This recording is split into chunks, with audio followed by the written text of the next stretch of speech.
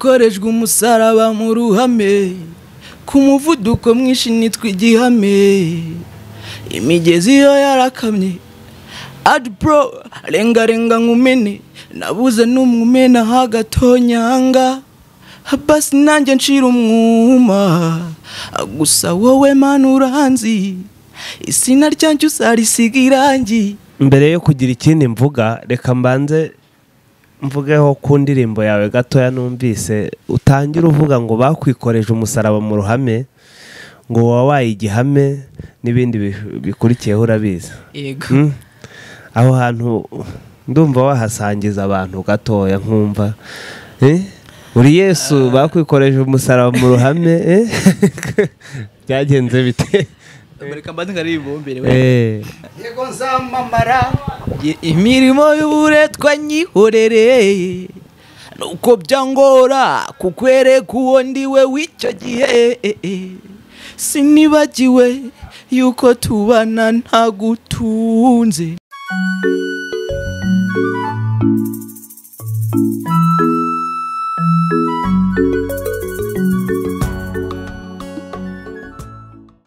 Iyo byabaye umuhungu iyo byabaye ibyo biboro nivuga ibiboro sindi kubyumva ariko barita babyumva. Ibyo biboro usanga umuhungu nyine ashimangira ko umuntu atamuzi. Yego bihuye n'ibyo we yavugaga inzora ibyo ari kuvuga. Urumva nta umuntu babukirimo ntago umuntu abakoze ikiza. Rero iyo bihuje n'irandirimba uko story imeze umuhungu byabayeho muri make uko byamera kose hari ibintu wagiye wumva bisa naho bigenda bihura n'iriya story. Yego none story yanjye giye ukuntu imeze n'umuhungu byabaye ibyo bibora adafite n'ubushobozi bwo kuba yafasha uwo mukobwa ariko niyamwigaranzura nyine aremera aravuga ati wenda Imana nibishaka kuko gukanje umutsi nyine bigira manda hari gihe nanjye inyenyeri zanyakira byibuze ikibazo twari dufitanye kigakemuka ariko ntahise mvuga ngo genda sinkuzi. Urumva ko arimo wa mutima bihura n'ibyo nyine yari ari kuvuga. Ni story zihura cyane babyitondeye tubyumva. Mbere yuko nza kuvugisha bana muri background ndagira ngo turebe abahanzi bafite igikomere cya mugenzi wabo hano kuri social media urugo rwe bivugwa ko rwasenyutse ubwo bigahura n'indirimbo yawe iriya message irimo bigahura n'ikiganiro twagiranye n'abana byose ukabikombina. Wenda wowe uri muto ndizera ko tutari buze kwinjira muri iyo story ndende y'ubutezi gute ndi muto ushingira ku cyo uvuga ko nge ndi muto urambabarire none se nyine urantunga mu kirundi niko reka tubivugeho. Yego reka tubivugeho. Ubwo abahanzi benshi ntabwo mwatangiye kugira ubwoba ibintu byabaye kimomo ibintu biri hanze nabundi bari babufite bari babufite rwose bari babufite ntabwo wivuga ngo ntabwo batangira kugira ubwoba wagira ngo ni bwari buhari ariko nyine ni ibintu bihura ntabwo ntekereza ko nta hantu na hamwe nyine wajya ngo wumve ngo uzabaho mu bintu byiza gusa nyine udahura n'ikintu kibi ntabwo bishoboka. Icyo gihe ntabwo witwa umuntu nyine ibintu bibi ugomba guhura nabyo byanze bikunze. Kandi ntekereza ko ibintu bibi byaje nyine bitavuze ngo nawe ngo ugende bize ngo ugende biraza nyine tu mugahangana ubwutsinda gatsinda. Yego ubwo tugiye kuganira nk'umuntu mukuru kukumbujije ko kwita umwana ari wowe bibayeho biriya wabonye bikakubaho wabyakira gute? Nakirasa wahita wishyiraho ako nanone kuri ruhande reka nkwereke buri muntu afite ukuntu yumva ibintu kandi reka mbwire ikintu papa. Yego burya ufata umwanzuro mwiza uri mu kibazo. Umuntu ntakakubeshye ngo arabantu cyo twumva ngo nje umugore wanje mufashe cyangwa se umugabo mufashe ngo namutema ngo namwica nyine uri kubivuga kubera ko wowe utari kubibona ntago nyine ubirimo nibwo umenye icyo gukora. Biragoye burya kuvuga ngo nabigenza gutyo utabirimo. Ariko amarangamutima bafite none nkuko warubimbajije ese ubundi buzi impamvu wowe yabikoze? Erega nanone yigo hari igihe umuntu akora ikintu kibi twese tukabimenya ko ari kibi ariko tutazi icyamuteye kubikora. Ariko wowe wakirasa bigaragara ko wowe ntabwo byumva none reka nkwereke wahita wikura ku isi reka nkwereke impamvu ushobora no kwirasa urumva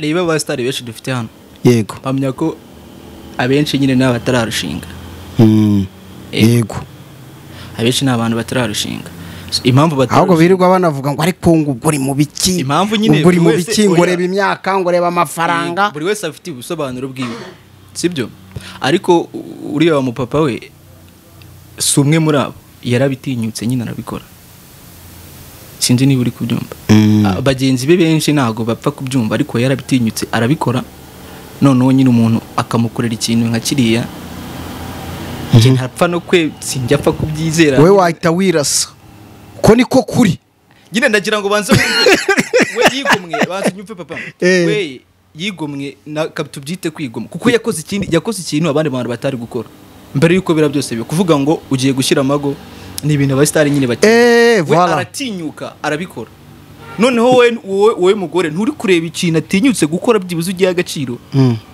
nyine bise biba kuri use gututa uwo yana kwica gaciyemo reka noneho turebe tutu uri umwe mu bahanzi bakiri bato bakizamuka yego ahubwo burya gukura nyine no gukura uramutse ukura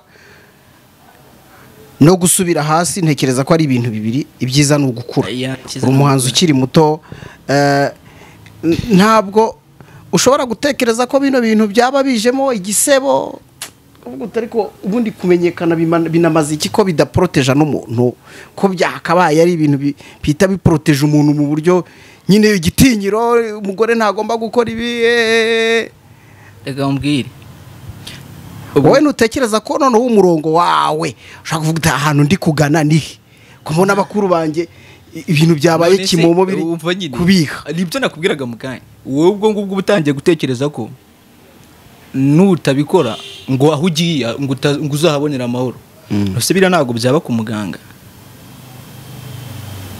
ntabwo byaba ku mumotari nta kintu na kimwe kuri ino si bavuga ngo ugiye gukora ngo uzabure challenge ntabwo bishoboka nyine ibyo bibaho ntabwo iyo yaba impamvu yo kuvuga ngo ugize ubwoba ngo ntabwo ngo nawe ngo wabikora ngo iki n'iki kuko nta na hamwe ushobora kujya nyine ngo bigende uko wabyifuzaga kandi indi ngingo ya kabiri abantu bose uzi b'abasitari ntekereza ko mu bwana bwabo nyine zari inzozi zabo buri ikintu ryamuka kirota ujye ugitinya umunsi umwe iminsi 2 iminsi 3 uri kucyifuza ihana n'amaraso yanameneka ariko ahantu ukahagera yego ntabwo nyine iriya yaba impamvu yo kuvuga ngo ngiye ku bwanjye mbibona nk'ibintu bisanzwe si yo wa mbere si yo wa nyuma si biba ku ba artiste gusa n'abandi bantu muri rusange nyine bibabaho nta yaciwe amabere mbese duhindura ingingo gato rero tutu umuhanzi ukiri muto nabivuze simbigarukaho ibihangano byawe umuntu arabyumva kumva birimo uburyohe ariko nabonye urubuga rwawe nsanga narwo ruracyari hasi nka nyirarwo ni iki kibura kugira ngo nubwo hari ubwo tugira gutya abahanzi bakoze byinshi kandi bikomeye tukagira gutya tukabatakaza wenda nka Jay Paul n'abandi ariko kuki byawe bitazamuka kandi ufite umwimerere wawe kandi mwiza ushobora kunogera abantu ndetse ukabafasha sinavuga ngo wenda ngo si igihe kitaragera kuko igihe ntabwo nkizi ariko uko biri kose ari umuhungu wanjye ukunda kumbwira ngo nubwo bwose nari uwa mbere ariko sindaho nahoze mbere sinini uri murabyumva nyine ni gake gake ntabwo nyine bita biba binini ngewe ndi kwibaza ari ukuntu mu by'ukuri ngira ngo umuziki nta muntu utawuzi agaciro kawo ariko ndibaza umuntu ufite ibihangano bimeze gutya nubwo yego utarahanga byinshi ariko dukeya ufite ni ibintu umuntu yumva kumva kabisa binogeye amatwi kandi harimo n'ubuhanga kuki utazamuka mbere na mbere kamaze ukosore uri kuvuga mfite dukeya nyine turi hanze ariko urikanze kabaye komeza nagaciyemo gusa ngiye mu ikaye yanjye waruvuze ngo nyine mfite dukeya mu ikaye yanjye bafite indirimbo zirenga 70 nyine zanditse zifite amalirikisi zuzuye.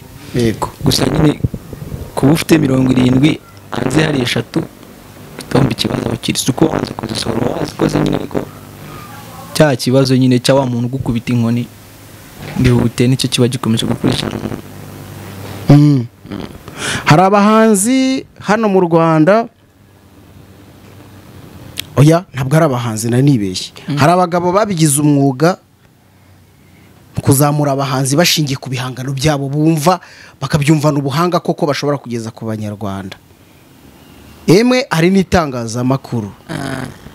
Abo bantu ntabwo urabamenya ngo ukomanga cyangwa barakomanze ntibagukingurira. Narakomanze nsanga si nko mu ijuru, ntabwo yikomanze bapfa gufungura, hari ukuntu mahari menya bibanze kugenda ibintu menya hari ukuntu bibanze kugenda nyine narakomanze gukomanga byo ariko nyine ntabwo bigeze bafungura.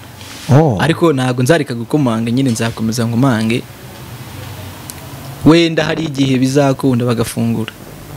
Gusa kugeza uyu munsi nakubwira ko nyine bitarambera. Hari aho ugeze kumbwira ngo icyo wiyumvamo nuko wiyumva kandi uti igihangano ni nk'umutsima. Yego kabisa, muzika ni umutsima kandi muzika ni umutima, ntabyirengagiza. Ni umutima ku muntu uri kuyikora, ikaba umutsima ku muntu uri kuyikorerwa byanze bikunda. Sinzi niba uri muri abasha kubyumva. We kuyikora utabifitiye umutima, urumva ikintu ufitiye umutima ariko washyizeho umutima wawe, utabifitiye umutima ntabwo ushobora nta n'amezi 3 byamara. Yego rwose tubivamo nyine bisaba kuba ufitiye uwo mutima wo kubikora. Utawufite wahita usubira inyuma ahubwo uvuga uti sinzanagaruka.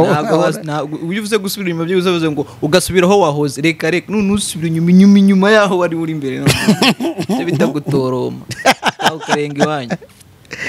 Ntabwo biba byoroshye. Gusa nyine ntabwo ngiye ngo muziki kubera wowe kabisa, ni umutsima kuri wowe.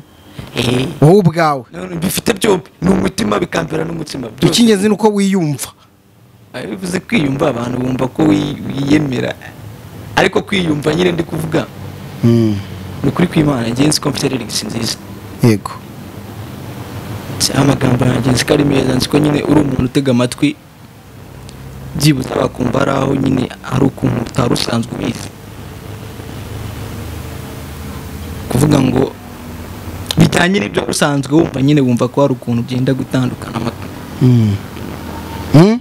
Reka bana ugize gutya ubonye ikiganiro dukoranye, emwe unasaba ko mubonana, ibyo ari byo byose hari aho yagukoze, ariko ndagira ngo ndebe muri cya kindi twari tuvuga cyo gukomanga. Kuba yemeye ko reka mvuge ko numwe mu basore dufite hano mu Rwanda kandi bakora ibikorwa ntekereza ko abanyarwanda barabizi ko bagafashe ngo wenda niwe ariko reka turebe iki ngiki kuba yavuze ati ubu rwose uwo murumuna wanjye kabisa ni karibu. Iyo umukomangiye nyine ntiyumve ikiri kukugenza, nyine nawe bitubyumva twabifata nk'ubugome, tuvuga uti kabaye. Ni ibibazo byose harimo cyangwa hari biba bituzuye, ni ibibazo. Ariko noneho ngarutse ku kibazo rumbajije we noneho kuba nyine aba yabyemeye ugakomanga, nawe mbigushimiramo nyine akemera agafungura, bivuze ko ba bantu bose kuko atari kimwe. Yego, harimo abagifite umutima nyine, ariko izina ni ryo muntu nibana nyine nibana.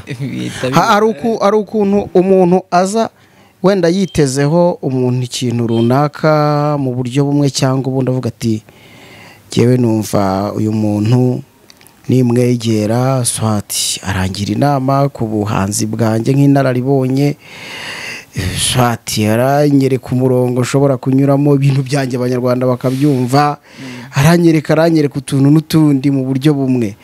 Wowe wifuza ko munabonana, ikintu wumvaga nyirizina umwifuzaho ni nk'igiki kiri ku mutima? sinzi niba ubyibuka nyine nabikubwiye ko imitima yacu yabaye nk'amakara tutagitega ntabwo tukitega ibintu byiza byavuye mu bandi bantu mbese mu magambo yumvikana ntabwo tukivuga ngo nyine ntago akimuhana tukikarebaho ariko ikintu cy'ingenzi burya ni wowe ufite icyo ari buguhe bitewe n'uko yakubonye yego nta bigombwa tucyumvikana nyine ni ubushake bwiwe yaba ibyo bitekerezo yaba mu buryo buri financial yaba muki gusa nanone ikintu ngiye navugaga cyatumye wenda nyine nabishyuhamo kuba inshuti nawe yego disi inshuti nawe yitwa abana kuruta ibyo bindi byose nicyo kintu mbona ko cyatari nyine yego kuvuga ngo aranzi ndamuzi twahurira ahantu nkamumenya nawe akamenya yego mbibona nk'ikintu kinini nyine kiruta ibindi bintu byose ushaka kuganishaho n'ibindi si bibi ariko ako karahagije ni keza cyane kandi buri wese yagaha amashyi kubera ko buriya nta kintu kiza nko kubana n'umuntu byibura ukaba uvuga uti ni umwe mu bantu ushobora kwaka inama ni umwe mu bantu ushobora kungira inama ni ukuvuga ngo yego birashoboka ko weka nkwereke nguciye mu ijambo ukuntu kuba inshuti n'umuntu biba birenze hari story nigeze numva umugabo baramubajije ngo uhuye na perezida wamusaba iki ko wenda bize wahita usaba ifamu bahita bamuvugira nyine baramubaza ati uhuye na perezida we wamusaba iki urumva wamusaba iki yego umugabo aritonda arababwira ati ikintu namusaba nuko yafata namba yanjye akayisevinga nkajya ndeba statize yibuza kabisa ko kantu kaba ari seri nyine kugira bumve ko kuba nyine umuntu umufitanye connection nyine ukuntu biba bihambaye yego siko umugabo atarafite ibindi bibazo nyine byinshi yamutura ariko kuba umuntu byonyine kuko iyo umaze kuba tubyita ubushuti iyo umaze kuba muri inshuti na bya bibazo wari ufite cyangwa nawe yari afite nyine murabisangira kubera ko muri inshuti yes nicyo kintu rero gikwiye kuba icyambere kurusha ibindi bintu byose wow turiho turagana ku musozo rero ariko ibyo ari byose bana hari icyo yifuje kukubwiraho gatoya akakuganiriza reka tumuhe uruvugiro kabisa amahoro kuri twese ibyo wavugaga nabyumvise nabiteze amatwi ariko kandi hari icyo uvuze nyuma cy'inshuti icyo cyo cyagezweho kuko kuba wahageze ntabwo nta ntambwe isubira inyuma twe dutera twe tugenda tugana imbere iteka murakoze ariko kandi nanakurikiye iki kiganiro turi kumwe uri kugikora nkubona nkumva ibihangano byawe nabirebye nabyumvise birimo inganzo yumutse birimo ya nganzo bavuga neza ko iba yaciye mu ruganda iba yaciye mu butanda bwacu bwa kinyarwanda bakayenga ibitepfu bikavamo igahita ikamera nk'inzoga y'umwikamire nyine umuntu arayinywa agasharirirwa ariko nine niyo bavuga ko ari iryoha ku bahanga bo kunywa inzoga ariko mbere yo kugira ikindi mvuga reka mbanze mvugeho ku ndirimbo yawe gatoya numvise utangira uvuga ngo bakwikoreje umusaraba mu ruhame ngo wabaye igihame n'ibindi bikurikiyeho urabizi yego aho hantu ndumva wahasangiza abantu gatoya nkumva uri Yesu bakwikoreje umusaraba mu ruhame byagenze bite reka mbanze ngaribombere nakorejwe umusaraba mu ruhame ku muvuduko mwinshi nitwa igihame imigezi yo yarakamye adipro renga nkumene nabuze n'umwumena hagatonyanga basi nanjye nshira umwuma gusa wowe mana uranzi isina ryanjye uzarisiga irangi nabuze n'umwumena hagatonyanga basi nanjye nshira umwuma gusa wowe mana uranzi isina ryanjye uzarisiga irangi rero turashaka kuvuga ndumva twagenda interuro ku nteruro kuvuga ngo nakorejwe umusaraba mu ruhame wenda ku bantu bemera uvuze ngo wigereranyije na Yezu nanone bakwica.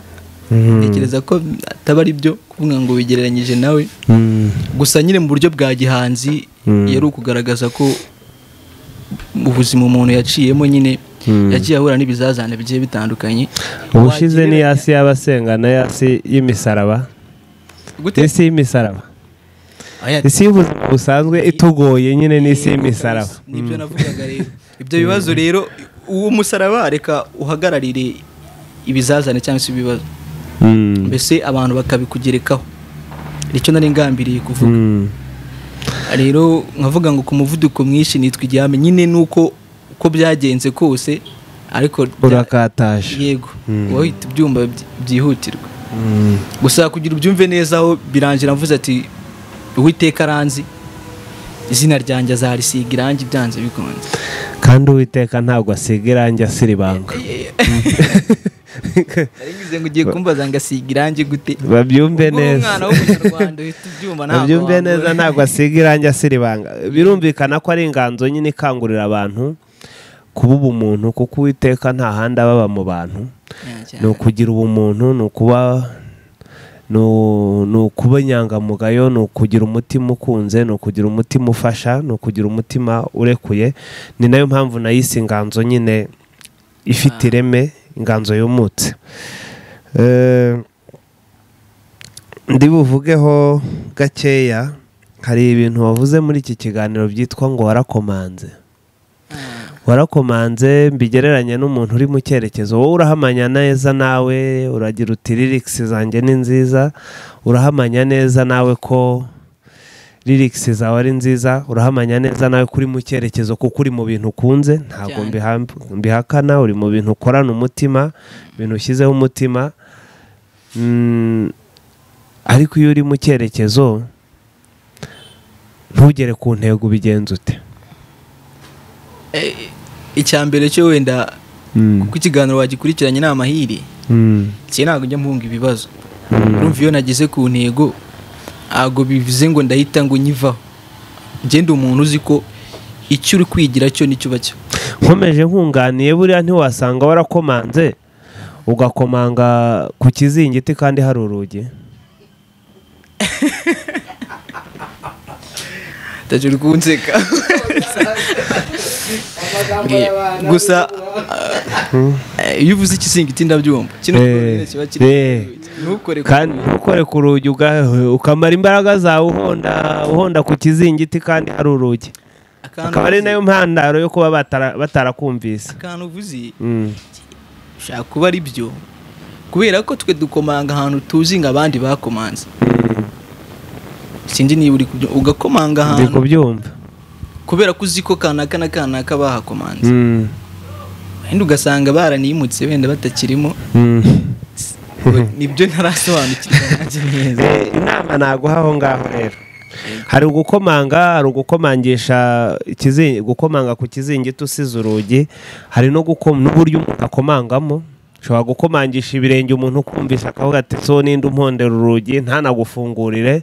Hari no gukomanga mu kinyabupfura. Mu by'ukuri ukomange, komeza ukomange, ahubwo uhindura uburyo ukomangamo. Abahanzi rero buriya dukomangisha inganzo cyane kurusha uko dukomangisha ibindi. Komangisha inganzo, ntuzagire umuntu ujya guhenahenwaho.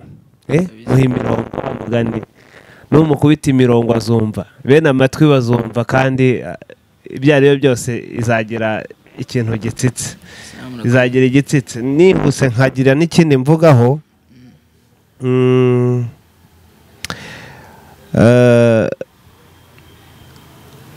nukomangisha umutima ugakomangisha inganzo.